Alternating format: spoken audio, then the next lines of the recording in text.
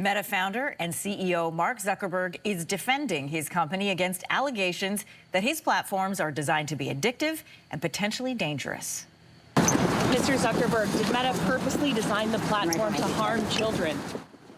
This is just the first of more than 1,000 American suits against social media companies, all of which allege companies willfully ignored or pursued the addicting and harmful qualities of their platforms while targeting young users.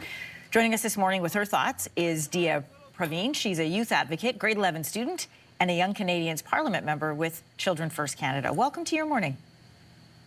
Thank you. Thank you for having me here. This trial happening in California focuses on how social media impacts young people. And your demographic uses social media differently than other generations. You use it for information, learning, communicating, entertainment, and shopping. Really, it's your main tool. So when does it cross over into overuse and danger?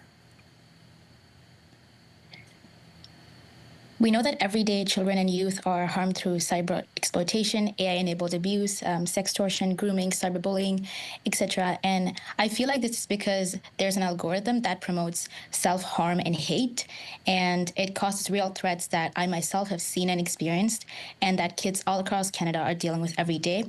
And a huge reason for this is because tech companies are not held accountable, and I feel like that's a very important thing that we need in Canada. What do you want them held accountable for?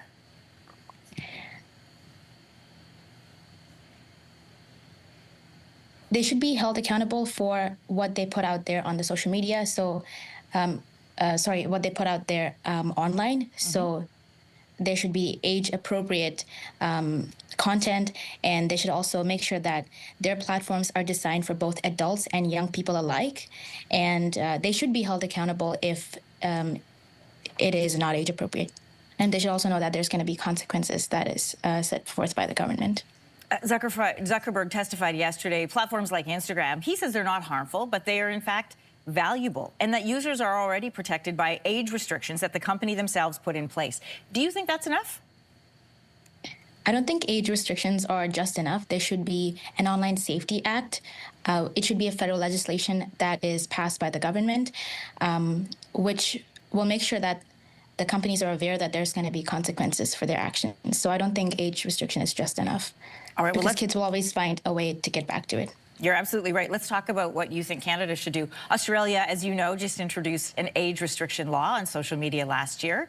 Other countries like Germany and Spain also considering similar moves. What do you think Canada should be doing? First of all, I applaud Australia for taking the steps to protect children and youth in their country. They've recognized the harm and they acted quickly to try and stop it. Here in Canada, I think we should have an Online Safety Act, which would be a federal legislation passed by the government. And we know that the government promised to introduce the online safety legislation in 2021, and we're still waiting. We're still waiting for the government to keep their promise to protect me and other young people across the country. So as a member of the Young Canadians Parliament, this is what I've been advocating for the government to keep its promise and ensuring that the digital world is safe for children and youth. Dia Praveen, I want to thank you for your time and joining us this morning. Of course. Thank you. If you like that video, make sure to subscribe to the Your Morning YouTube feed, where you can find all kinds of new content posted every weekday morning.